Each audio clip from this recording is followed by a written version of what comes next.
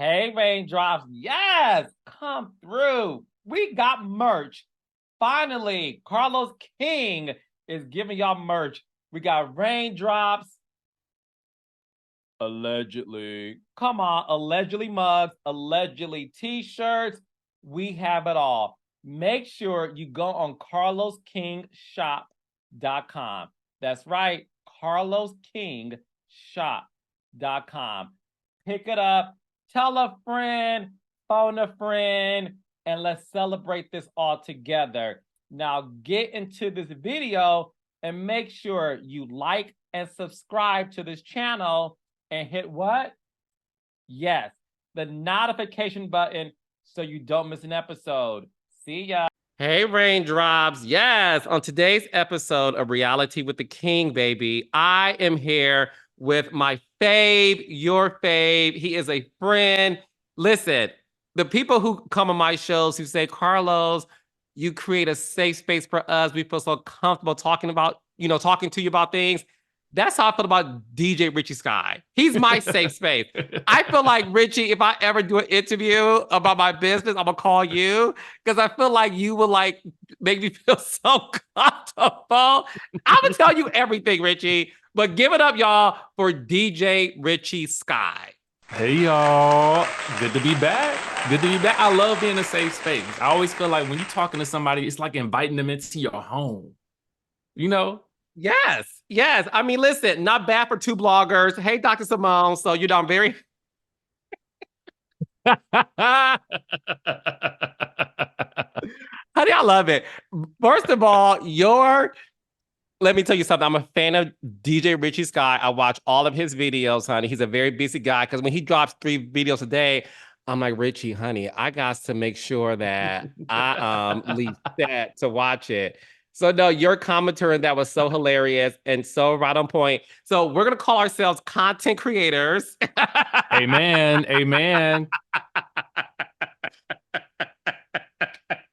Okay. Yes, yes, yes. But today we are going to talk about what the F is going on with the Real Housewives of Atlanta. So recently, Kandi Burruss did a live. I believe it was the Amazon live, if I'm not mistaken. And the fans were asking her, like, what's going on with Atlanta Housewives? Are you going back? I'm paraphrasing, of course, but she says something along the lines of, we haven't heard anything in terms of a real update. As far as she knows, they're still casting. And one thing she said that got Twitter in an uproar, and the comments were commenting, is when she said they think we don't have lives, like we have lives, and nobody has time just to sit around and wait for them. Again, paraphrasing, right?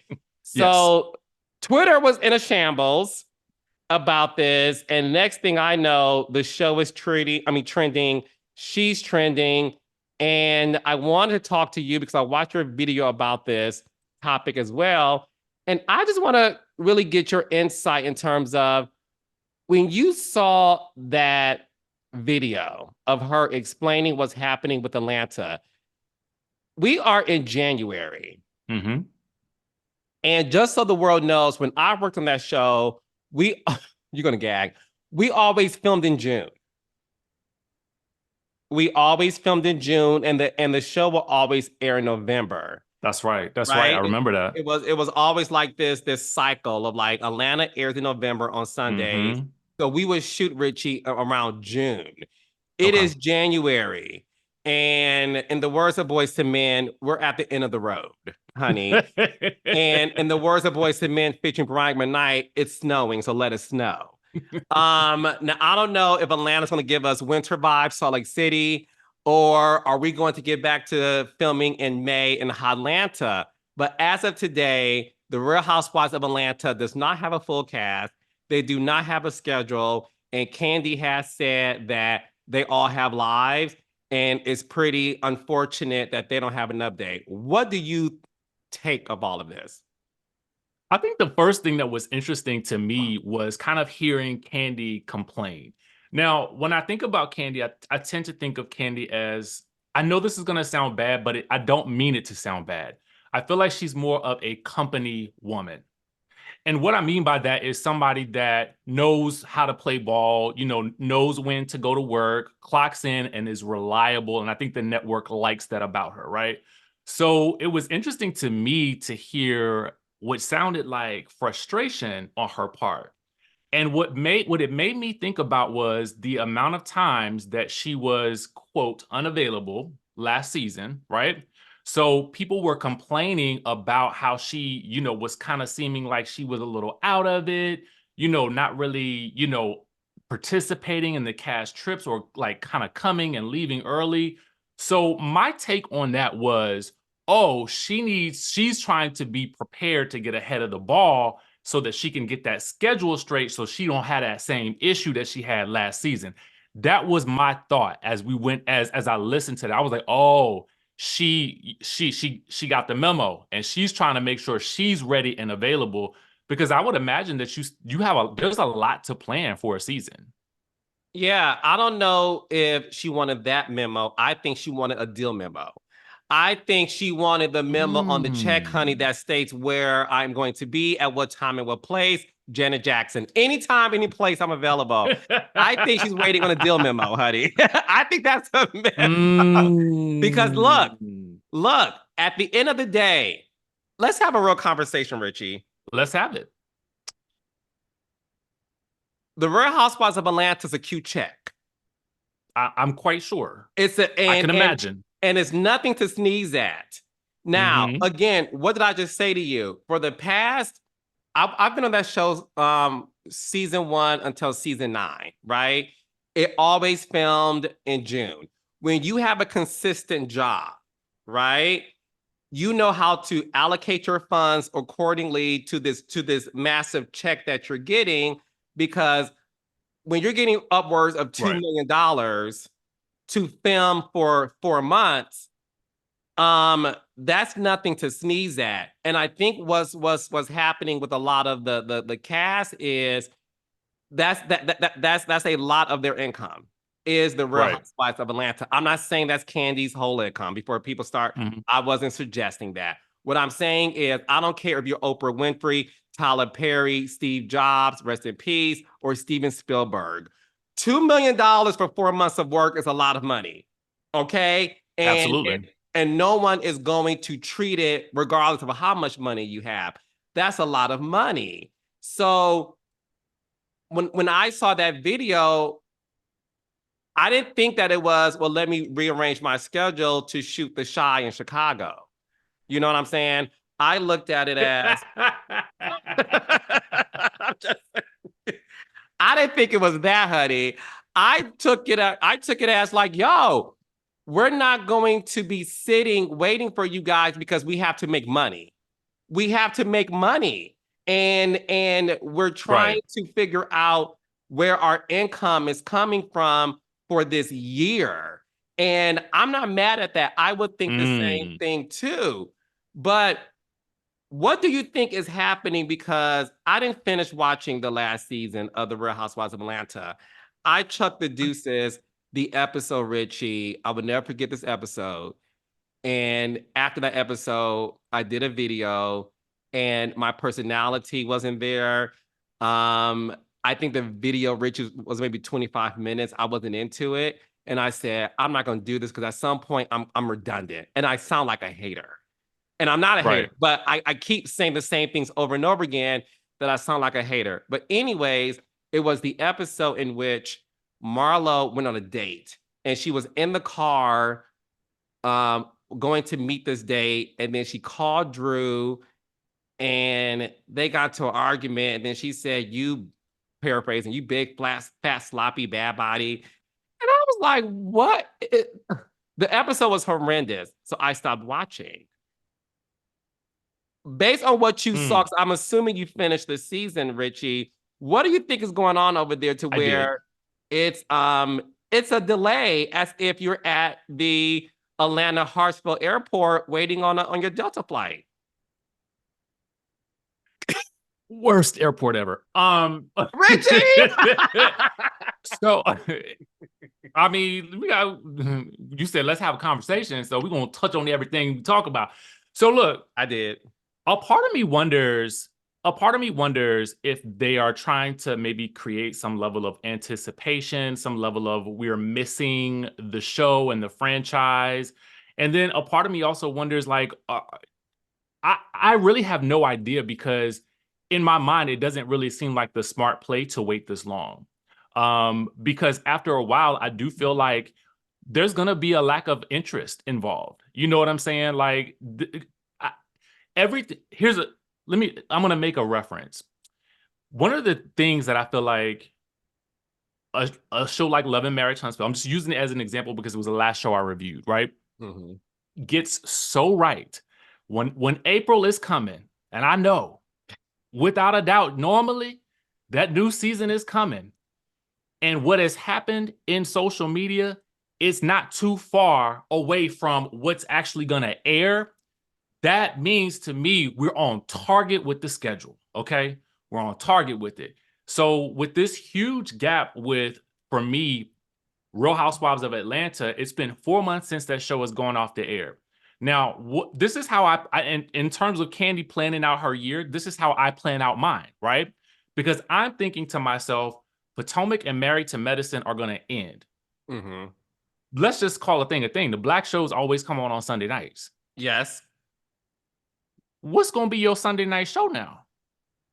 Because you won't have anything in the can, and so it would have made more sense to me that Potomac is airing and that Real Housewives of Atlanta is filming. When Married to Medicine and Potomac go off, boom, you got Real Housewives of Atlanta to take us from spring to fall. Keep that cycle moving. So now you're going to be left with this gap. I mean, we're going to all be left with a gap in terms of us who are, for the bloggers out there and Simone. We're just going to be left like on our Sunday nights, like with nothing to do. And it's just, that's going to be a huge chunk of, in my opinion, content for people who look like me and you. It's going to be a huge void there. So that is concerning to me. No, I agree. Listen, there is a lot to be concerned. It it concerned me season 9, my last season of the Real Housewives of Atlanta, Richie. And I believe I told this story to you actually, and the listeners and the raindrops.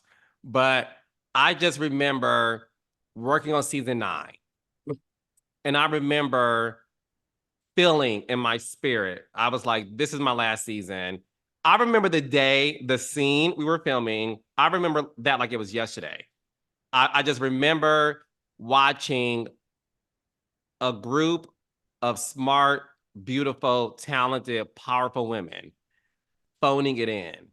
I just remember it was this one scene, and I remember them phoning it in, and that was a very challenging season for me and for them. It was challenging, and it turned out to be a great season. It was a fantastic season overall, but a lot of work had to go into it, Richie, because they were phoning it in.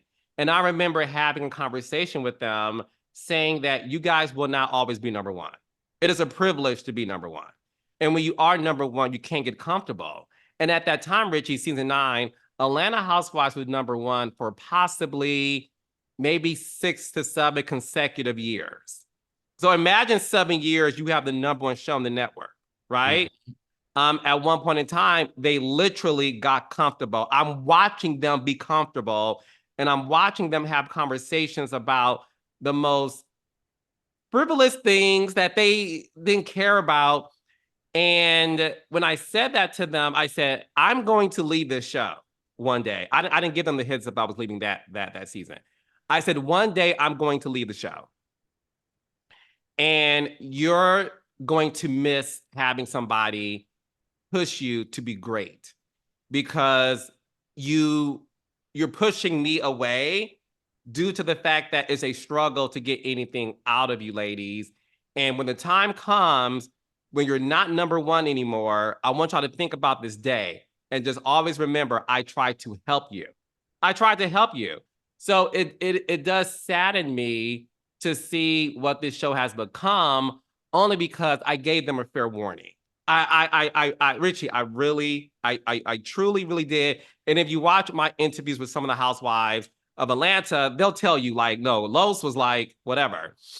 So based on what's been happening these past couple of seasons, there has been this call to action of doing something drastic because we're missing the magic and a lot of people are demanding a reboot.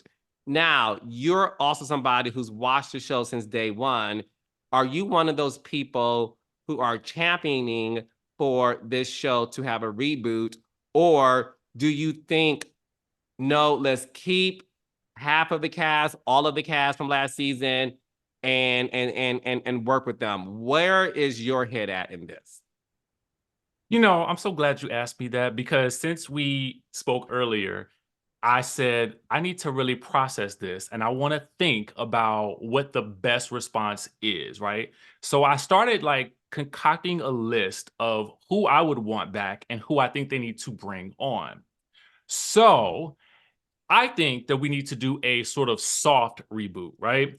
Similar to what they did with the Real Housewives of New York. You know, I think it was season 6. I said that earlier in my video, where they kept Ramona, Luann, and Sonia, and they brought in 3 new ladies. I felt like that gave and then I felt like they hit the sweet spot the next season, because they had sort of filtered through like what's working with this cast and how can we finesse it to make it better. And then the next season they brought in 8 women and it was on and popping. Not necessarily because it was 8 women. I think it was because the women who were on were dynamic and they were willing to just give you whatever you needed, right?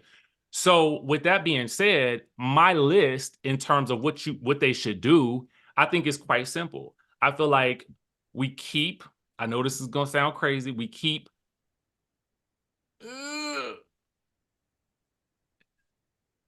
Kenya. Okay. I'm going to keep Kenya because and she doesn't quite fit with my ideal theory for the group, but I do think that the fans would be missing something, and I feel like she knows what to do. You know what I mean? Like she knows what to do when the camera turns on. But I feel like Kenya needs somebody to work with. So I think that's the only downside to that, but I think I have a good solution for that. The other thing is we need to pay the men. Okay, let's pay these men. No shade, but you know, the reason I don't want to relate it to another show, but like Married to Medicine, Love and Marriage Huntsville, the men are active. And I know that the men aren't being paid on Married to Medicine, but I feel like the show had, when I look back at past seasons of Atlanta, the men were active. The men were active and activated, and they were a huge part of the story. And I feel like we lose that with just the women, right? We lose it. So I feel like you got to get the men on there, let them have some mess. And in that regard, I would bring on Tamar. And I know this is going to sound controversial. Oh, Richard, you messed it. I live. Okay. But hear me out. JR seems like he's ready for the mess. Okay. No shade. Tamar, she kind of swims in the mess too. Like, and I feel like let's pay her for it. Okay, let's pay her for it. She's giving us all this free content on Instagram. No, girl, let's get you paid for it. That way, we got something else for Kandi to do. Okay, because I feel like Todd got a muzzle on in the background. All right, and just no shade, but I feel like Todd, come on, Todd, get into it, because I know you got opinions. I know you got thoughts, and then the Tamar and JR and Kandi and Todd of it all. I need to see how that's going to play out. I mean, if we're doing shenanigans on Married to Medicine, let's bring those shenanigans to Real Housewives of Atlanta. I mean, for real, let's talk about it. And okay? Is the shenanigans meeting the stunt casting of Phaedra? I meant the is it a stunt cast for Sweet Tea? Oh, that was a stunt cast. You bring up somebody's ex-husband. Exactly. That's stunt casting too, yeah. But in this situation, I feel like bringing Tamar and bringing JR on, I feel like there's natural tension between her and Kandi, because we know that they can work it out and they'll fall out again. It's like one of the best frenemy ships that I think we've seen in a long time that we didn't really realize we were getting. So I do feel like everybody on there, I want them to have active families as well. That was another reason for me bringing in Tamar. I mean, it works very well for some of your shows. So, active families, when we go back to the core of what this show is, you need an active family. Okay, let's get into it. Tamar's already got the built-in. I mean, and this is all Atlanta. It feels Atlanta to me. The next thing I'm gonna say is we got to get rid of Sheree. We got to get rid of Marlo. I know. Let me tell you why. Tell me Let me why, tell you why, Richie. I'm friend. listening. I said, let me watch Traders because I need to see what Sheree gives me outside of Atlanta, right? And Sheree fades into the background. She just fades away. It's very interesting to notice. Definitely, she's a team player, but I think that's a little bit of her issue. Is she's I feel like she'll just do whatever you want her to do. Why And you I just don't laughing? you I just don't believe her. That's my other thing. Let me leave it at that. I don't believe her. No, tell me Okay. about that because no, we gotta go there. So Okay. our mutual friend Dustin Ross, he and I are recapping Huntsville on the reunion, and on part two of the Love and Marriage Huntsville reunion, Melody alleged that that in court, Martell said under oath that he is not in a relationship with Sheree. They have a business relationship. And then Dustin said, well, you know, Sheree is a known liar. Paraphrasing. I said, and you know, listen. I know Sheree personally, and Sheree is one of my good girlfriends. So, Richie, I'm like, I don't think Sheree's a known liar. Like, that's not the Sheree that I know. And he gave me this look like, Carlos, you know, she lied about Sheree. And I said, wait, what are we doing here? So then, no, Richie gets better. Then some of the fans were commenting, Carlos, you are tripping. Sheree is a no liar. And I'm like, the Sheree that I know, I don't see her as a liar. But what am I missing something? I'm gonna tell you. I'm gonna tell you. Yes, you can't see it. You and this ain't no shade, friend. But because she's your friend, I'm sure you get the real version of her, right? I feel like you probably get a more authentic version because she ain't got to act for no ratings or no check. Your relationship is not predicated on you paying her anything except attention. Oh,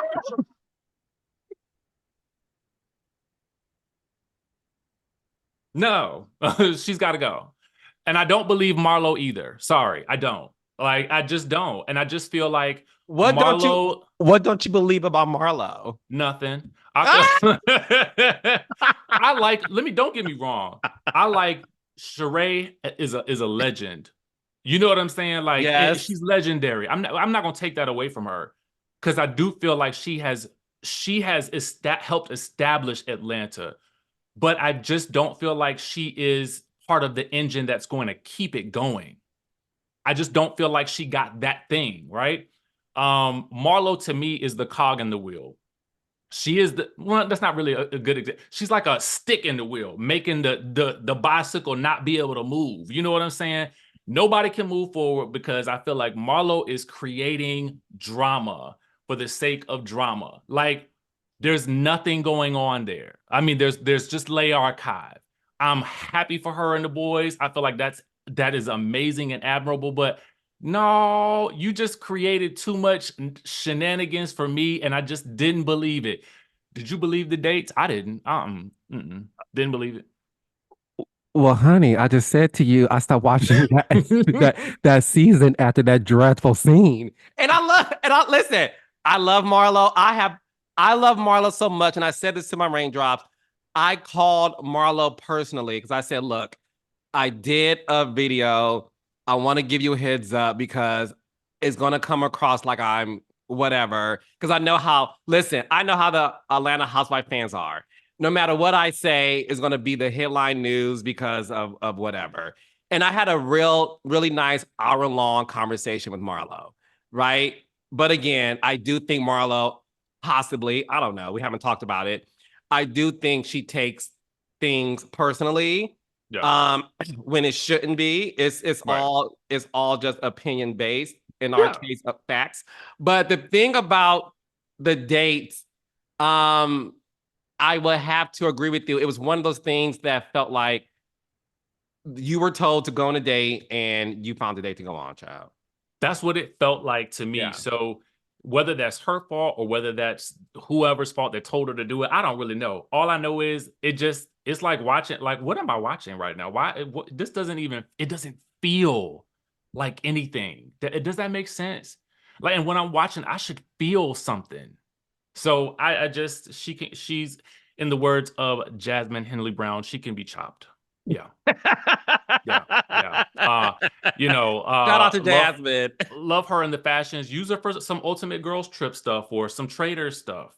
Isn't that, no, to your point, I didn't even think about going down this direction, but it's very interesting. Isn't it interesting that they haven't used Marlo for anything outside of just being a housewife? Because you would think with her fashion, like there could have been opportunities for Project Runway appearances. We saw Giselle on Project Runway. Giselle, Wendy. You know what I'm saying? Like, to your point, why wasn't she utilized for other stuff? I think all the housewives from Kenya doing Ultimate Girls Trip, Sheree doing Traders, Candy having spinoffs after spinoffs after spinoffs. There hasn't been, and I would consider Marlo in terms of a friend of, she's an OG as a friend. Of all the friends of in the history of the franchise of her housewives, she is an OG for real, for real. But to your point, she hasn't been utilized a lot. And I never thought about this until this very moment. I wonder if it's because, to your point, is the audience connecting with her? And if the network is connecting with her, or is she just somebody that you said they see as like, go in there, start some drama and go home? I feel like that's it. And I feel like it only expanded when she became a housewife. And that's not what we look for in a housewife. I mean, for me, as somebody who's, I feel like, been around, since the beginning and was watching early ages of this, I just don't feel like she's it. Now, if she wants to be a friend, and I was campaigning for Marlo to be a housewife. But once I got it, I was like, oh, no, send it back. So then not I sending it back in the mail, Eileen Davidson voice. Oh, Eileen, gone too soon. Gone too soon. Gone much too soon. That's a whole nother episode about about y'all getting rid of Eileen Davidson way too soon. I could not agree more. But we'll save that for another time. I mean, yes. Go ahead, Richie, but yes. Ooh, okay. I'm still not over that. Okay, so I know this is also gonna sound a little bit. I'm gonna just go before I say it, and don't y'all shoot me in the comments. I would add in Kim and Kroy. Here's why. They already got a lot of drama going on, so I know the check will be easy to get to them. Like they'll probably take whatever you can. I mean, whatever's being offered because they need it, right? And I feel like that would humble Kim enough to come back and actually go to work. She didn't have to work before. I feel like now she's got to show up. She's got to give it. But they would have to live in separate places because we can't have no police being called. Okay. I mean, I feel like there's a way you can deal with a sensitive divorce like this. You definitely saw it happen on, we've seen it happen on Married to Medicine. I'm pulling two shows that are my favorite shows right now. Married to Medicine, Love and Marriage Huntsville. We've seen it, and we've seen it work for the show in the sense that you explore what happens to these two people when they part, and you don't just let one of them fall off the radar. And I would love to see how Kim integrates back into this group on a more humble tip. Like I would really love to see that. I would also bring in Portia and Simon. I think that there's an opportunity there, and Portia is fun. And that is what is missing on this show. That sporadic dose of just, what did she just say? We need that on the show. I just feel like that's something that's missing. And then I left a spot open for like a random. I picked Robin Andrade. She was from Ladies Who List. Fire starter. Oh, yeah. Fire starter. She could help Kim look for a new house. You are good at this. Yes, Robin's good TV. She is a mess good bot, TV. and I mean that in the best way. Richie, you. I told you I was digging today. I said I got to come prepared because in my mind, I'm having a conversation with you. So I got to have all my things together and my pieces put together. And I feel like she would also be a good foil for Kenya. They're both, as far as I know, two single women. And I just kind of feel like I don't want to make the show not about any women who aren't yet married or who just happen to not be married, because that could happen for them. And I feel like the reality is the wives are going to have some single girlfriends. Yeah, yeah. No, listen, you know what's so funny? I have heard so many other people's list because, child, all you guys to do, and I know you ain't on Twitter, and good for you. I can't do it, Carlos. I can't do it. I can't disturb my peace like that. I know, child. I mean, look, I'm at the point now where I'm like, oh goodness gracious, Twitter. I'm trying to hold on because I gave up on other platforms. And I'm like Twitter. I'm trying to hold on, but y'all. And listen, I love engaging with my raindrops. My raindrops are the only reasons why I'm on Twitter because you know me, Richie. I love engaging with the audience. I love it. But a lot of y'all be making it hard because I'm like, I don't mind y'all reading me. It's okay. But do y'all have to repeat the same read every 2 seconds? Can you, in the words of Miss Juicy on Little Women, come up with something different? Make me laugh. Make me laugh. Y'all say the same reads about me. It's the same read. But I digress. Anyways, if you go on Twitter, Richie, every 6 minutes, there is a wish list of Atlanta Housewife cast. It's so redundant and the newsflash, knock knock. All of y'all lists are crazy. It doesn't make any sense, and as a producer who worked on the show, y'all list ain't gonna happen. So stop it. Stop the list. You are the first and only person, Richie, whose list I am not mad at. I can actually see that cast and be like, oh, I'm into it. And this is the thing about Kim Zolciak Biermann. Regardless how you feel about her, whatever. And I think that's the problem that I'm having is the fact that I think the decision makers care so much about what folks on Twitter have to say. And I have to remind people in the US population, in the global, in the world population, not US, in the world population, only 12% of them are on Twitter. And y'all base some very difficult decisions based on the 12% of people that's on this app. And of those 12%, only 6 of them watch Housewives. And that to me, real talk, let's have a real talk, Richie. That to me is part of the other reason why the show has not been the same. Because I feel like decisions are made about Twitter. I love Marlo. Me and Marlo are friends in real life. I love Marlo. You admitted to being one of those people who wanted Marlo to have a peach, right? You're like, let's have a peach. A lot of people wanted her to have a peach. And then when she got the peach, those same people said, we don't want her to have a peach no more. So it's like, what do y'all want? What if we listen to the 6% of people on Twitter who watches Housewives, that doesn't make up for the rest of the world. It just doesn't. And Kim Zolciak, to me, I would love to see her back on the show. I would love to see her situation. I'm seeing it play out on TMZ. And listen, I'm not saying bring her back as a peach holder. Maybe it is a friend so that we could kind of see what she gives. But I think the general consensus is something drastic has to happen. Yep. So one of the things that I'm realizing that's happening with the show is this. The reason why, Richie, it's a delay to this magnitude is because I think the decision makers know they have to get it right. I think Atlanta is at this very crucial place in the show to where if they don't get it right next season, I'm afraid of I'm not afraid of the show being canceled because I don't think the show would ever be canceled. Because at the end of the day, the ratings are good enough to where advertisers can make interest on the investment that they made during the commercials. So the show would never be canceled, but I think it's one of those shows to where it will possibly be on a Real Housewives of Dallas pause if they don't get it right, because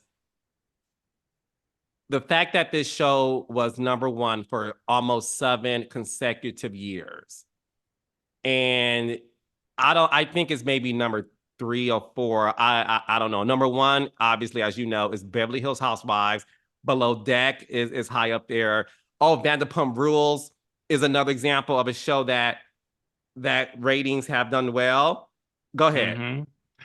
I was gonna hit. It was a point that you made. You talked about Beverly Hills, and one of the things that I felt like for me, now I can't say whether or not everybody agrees with this, but I feel like I am actually really loving this season of Beverly Hills because Ooh. I don't feel like the focus is on just the fight, right? Yes. I'm at a point now where I don't care about the scandal of it all. I want to see dynamic personalities, intriguing stories, and what people call storylines. I just think of it as, what is your personal story? What is your journey? Like, I don't need you to have this whole thing plotted out for the year. I just need you to have an interesting life. That's where I'm at right now with it. And that's what is intriguing, because I feel like they're pacing it. They're pacing themselves. The stories are just developing, and new things are happening. And I have a like for Erica, and I didn't like her for the past 3 seasons. Wow. I'm enjoying her now. So it just feels different. And I do feel you that it is make or break at this point. But I think that, at least with the list that I felt like I came up with, I tried to focus it on personalities. Yes. Um, and I think that's what makes Atlanta so hard, because they've got such big personalities. I think it's hard to bring in a person that we don't know. It could be hard to find a Monica, right? I mean, you don't know what you're gonna get with that, but still. No, I feel like, listen, honey, Carlos King the first. If you're out there, I'm looking for the Black Monica Garcia. If you're out there, please DM me, email me. Carlos King is making a call to action, a public declaration. I'm looking for the Black Monica Garcia. And if you exist, I don't care where you are, I will build a show around you. Okay. I built a show around Melody Holt in Huntsville. So I built a show around Letitia Pearson in Jackson, Mississippi. Don't play with my skill set. If you are somebody that considers yourself the Black Monica Garcia, call Carlos King at 1-800, find me. Because, uh, baby, they you know all they're need gonna one. you know they're gonna be dialing that number, right? I know. I know. I know. I know. But you're right. You're right. It's a make or break season for them. Um, what I think is happening is they want to get it right. And Yeah. it's not something to where they feel like we have a hole missing to where we gotta fill it, right? I think they probably have things in development that can like take the place of the time slot. But I do think this, and I like to relate these celebrity issues with everyday people. At the end of the day, these women were getting paid, some were getting paid more than $2 million for 4 months of work. A large part of them were getting paid over $1 million for 4 months of work. You are an entrepreneur just like me, right? I sign checks, okay? And this is coming from somebody who signs checks with my production company. If I'm paying somebody a salary of $2 million for 4 months of work, and I feel like you've been coasting for a year or two, you better believe I'm going to take my time to figure this out. I don't know anybody in the world or any job in the world where you can get paid $2 million for 4 months of work and give nothing. And you don't give 100% to it. It's to me, it's the gall of the privilege that you can sit up there and get paid so much money and not even give everything to the work. And now that the work is not there anymore, now you're seeing like, oh, wait a second, I'm really feeling, I'm now feeling what it's like when your employer is putting you on notice because of the high salary. We all go through that in America. Everyday people go through that all the time. So, and I love all the girls. I really do. You know that. And some of them are my friends. I don't feel sorry for anybody who made that much money and didn't do 100% of the work. And you're now wondering like what's going on with this show. That should have been your focus day one when you were making this gross amount of money. And I agree with the decision makers. I will take my time too. Richie, that's a lot of money. You want me to open up the Brinks truck, give out at least $8 million for the entire cast. Okay, let's just say it's $8 million total for all the cast members. You want me to rush a decision of investing $8 million into something that hasn't been great? I don't know nobody's job performance where you can be the number one employee and slide all the way down to number 3 or 4, and you expect your job to be safe. You expect me to rush to rehire you. No, that's not how it works in the real world.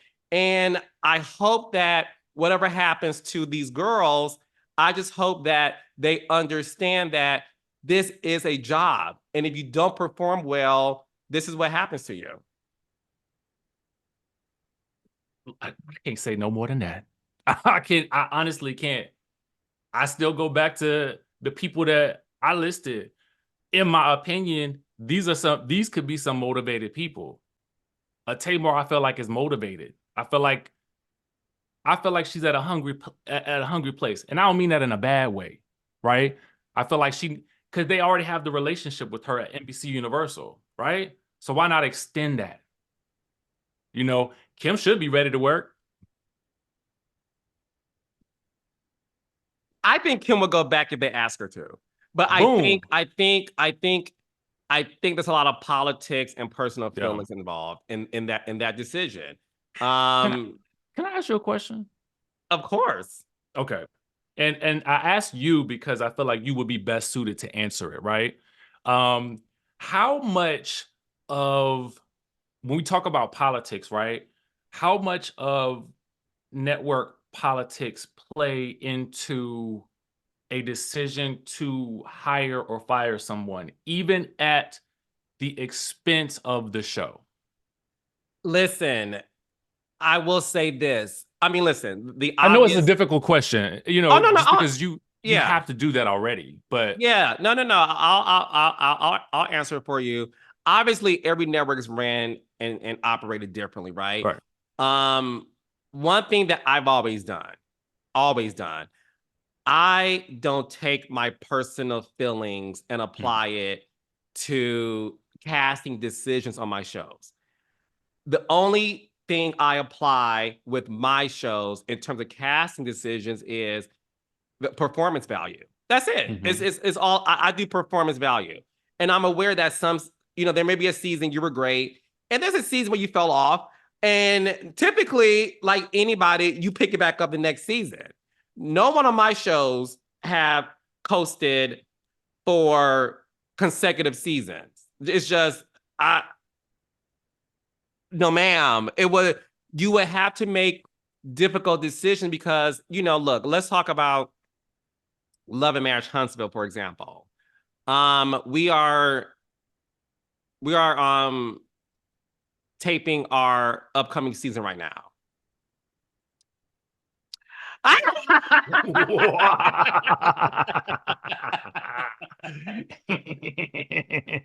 Yes, tell us more. No. No. Because because, and I know people like Carlos, you rush to talk about other shows and not your own.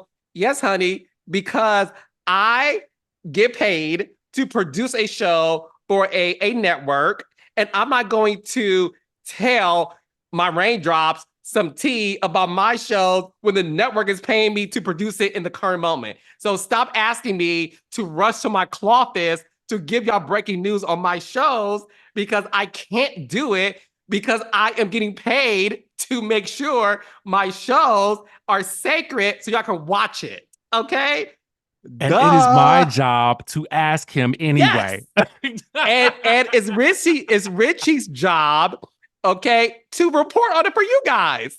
That's it. So leave me alone. Just know I'm never going to do it for those reasons. Hello. Thank you.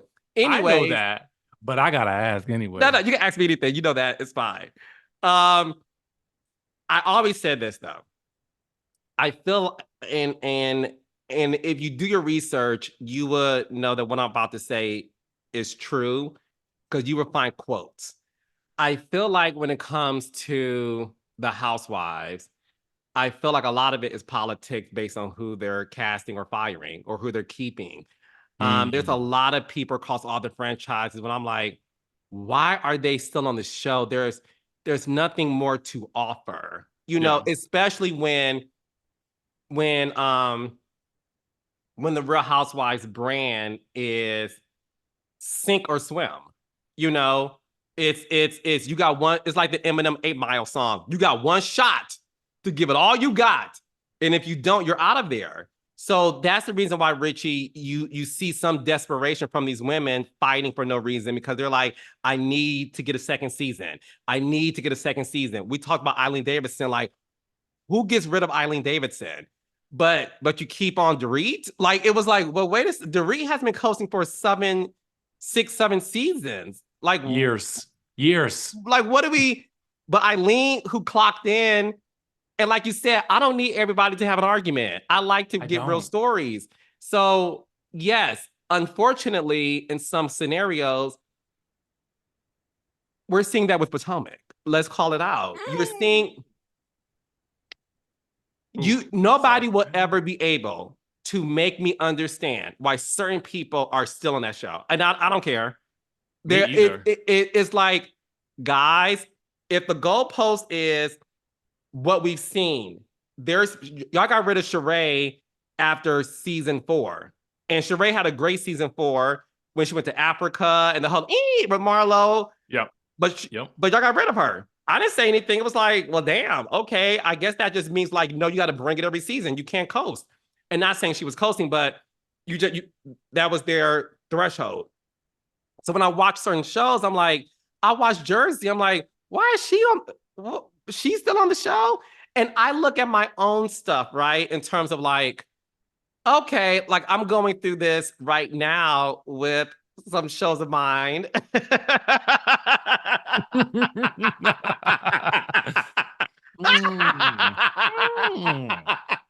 Where you don't say. Well, listen, I think it's one of those things to where you have to reassess every season and say, what's going on? And because I don't base my decisions off of Twitter like other people do, there's people who champion for my cast, some of my cast members, to be fired.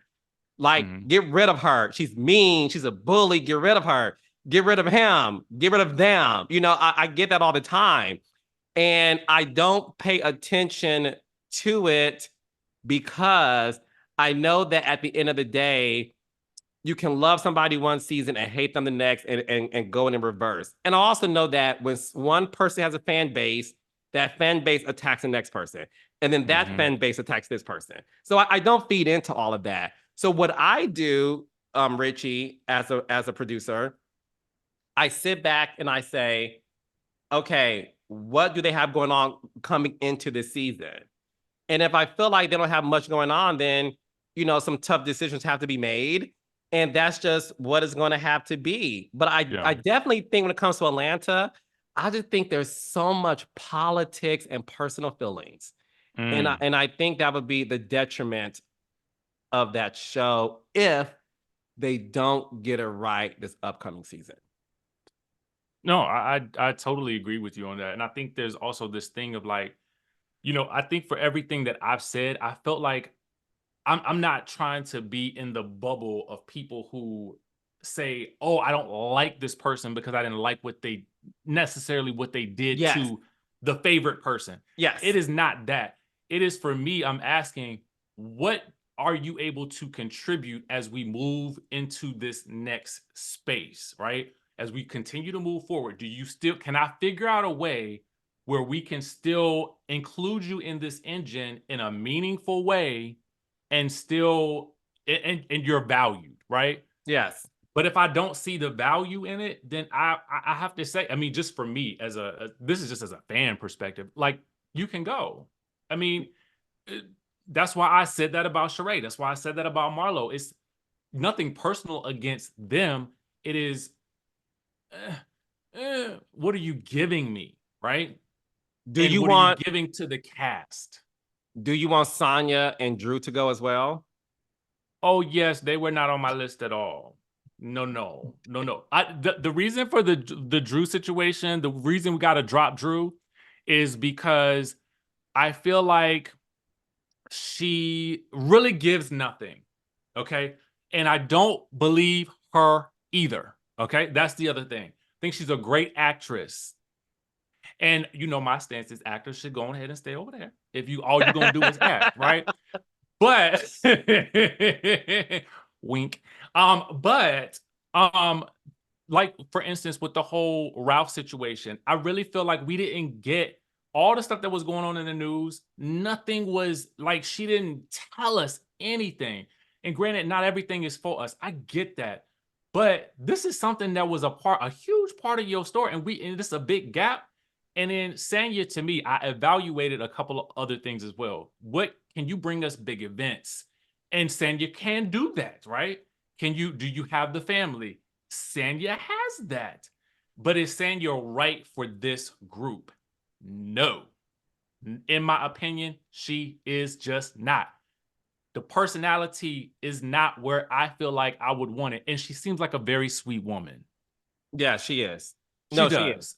I'm not gonna lie about that. But personality wise, if you got a Kenya who's up here, okay, and you got a Sanya, it's just like, oh, the little bird is just flown in, and she don't know what she's flying with the hawk. Like, no, it don't make sense to me.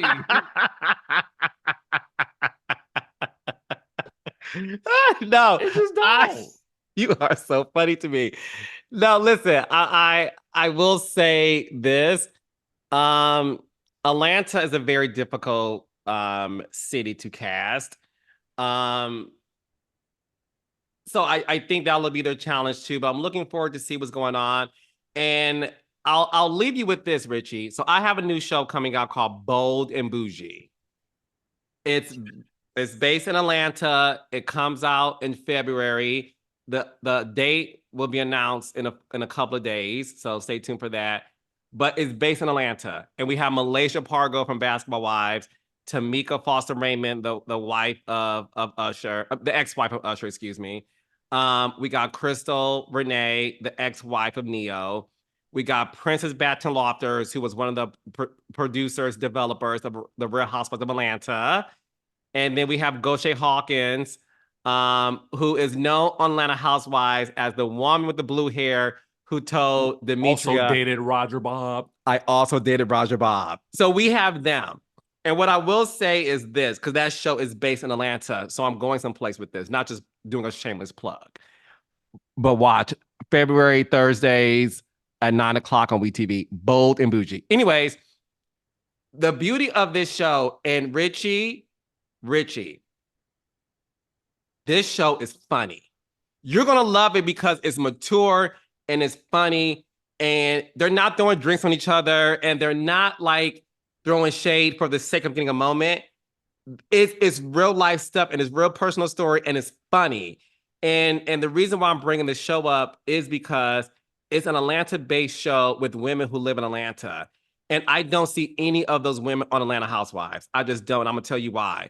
It's because these women have one common bond, and that's the fact that in Atlanta, friendships are surface. Like I see you at the parties or the brunches or the events, and we know each other, but do we really know each other? So you're about to watch a cast who all know each other, know of each other, but they're about to really get to know each other. And Malaysia and Gaucher are like the ones who bring them together. And yeah, when you watch the season, we'll come back to this because there's a force multiplier who is multiplying. And I'm like, I watch her work like she's like the octopus who comes out and she like knows how to like get these people to it's very interesting and she does it so smooth. I And wonder who it Malaysia is. and the beauty of the show is Malaysia is such a great piece of talent. And you're going to see a side of her that you have never seen on Basketball Wives. Like she's not this person who's going to pick up a table and throw it. Like she's so, I don't want to give it away, but it's so interesting. So when I was watching these episodes in the field taping the show, I really was like, it goes to show you that there is some life still left in Atlanta, but there was no politics going into casting Bold and Bougie. It was finding the right women who have this shared commonality. But how interesting is it to watch a friendship develop and to see what happens in the end? So when it comes to Atlanta Housewives, it's one of those things where we miss the fact that you had women that not best friends. Cynthia and Nene met on the show, right? Yeah. The only real friends across all the franchises is Robin and Giselle and Mary Saul and Alexia. The rest of them are friends courtesy of the show. But my point is, it goes to show you that if you find the right mix of people, you can find people to form real friendships. Cynthia and Nene, Phaedra and Candy, Portia and Phaedra. Like it can happen, but you gotta find the right mix and make tough decisions. And my hope is that Atlanta Housewives does that. But as of now, the show is still on pause. But I think in the next few months, they'll get it right. I hope so. It's so funny that you mentioned the new show. I'm glad you did because this is a surreal moment right now because I was breaking down a clip earlier in my video of Evelyn and Jackie going at it. I saw that. And I was thinking to myself, how odd it must be that these two women are fighting over Malaysia, who is never returning to that. Well, I can't say never, but I'm just saying she got her own new show. She ain't returning to that show, baby. Malaysia is at the kingdom. But go ahead, Richie. So I was just, in my mind, I was thinking like y'all fighting over something that has been. Malaysia got a whole new thing going on, and it just kind of makes me kind of think about like, is Basketball Wives going in a downward direct? I mean, that's a whole nother conversation. But it's just kind of like, I'm glad Malaysia is being utilized because I felt like she was underutilized on Basketball Wives. Yes. So I'm happy about that. Yeah, no, and I'm happy about it too. So yes, I mean, look, we are rooting for the Real Housewives of Atlanta. We want to see it win, despite what you may want to read in between the lines or think. We're telling the truth. We do want the show to win, but I think in order for the show to win, listen, you can hire anybody in the world, but you gotta make sure these women work, and these women have to clock in. And my hope is that these women now feel it, because when you are so comfortable for so long, I think it's a good thing to sometimes let people know this can't be taken away from you. And maybe that's the lesson that they needed. So, Richie, I thank you for everything, honey, including this conversation. But let the raindrops know where they can find you, follow you, and support you. Well, thank you for having me yet again. I appreciate it. Always a pleasure. You guys can find me at DJ Richie Skye on Instagram, on YouTube. I have a Twitter, but not going there. Ah! I'm going to see Sorry. how long I stay on Twitter. I may stay on Twitter. We got to see. We got to see. But go ahead. Ooh, child. But yeah, those are the two places where you guys can find me. All right. Yes. I love you, brother. And listen, y'all, I'm inviting myself. So I will be on DJ Richie Skye's YouTube channel because Love and Marriage DC premieres January 27th at 8 o'clock on OWN. And Richie is going to interview me about this upcoming season. And knowing Richie, he's going to ask me a bunch of shady questions that has nothing to do with DC, or maybe it will. Maybe it will, depending on I got him. some tweets that I've been seeing lately about this show that I know Richie's going to ask me. You know I is. I know you're gonna have a busy week that week. You got a live podcast and everything. So be ready. Be ready. I am sitting already. I love you, brother, and I'll see you soon. All right, love you too. All right, bye.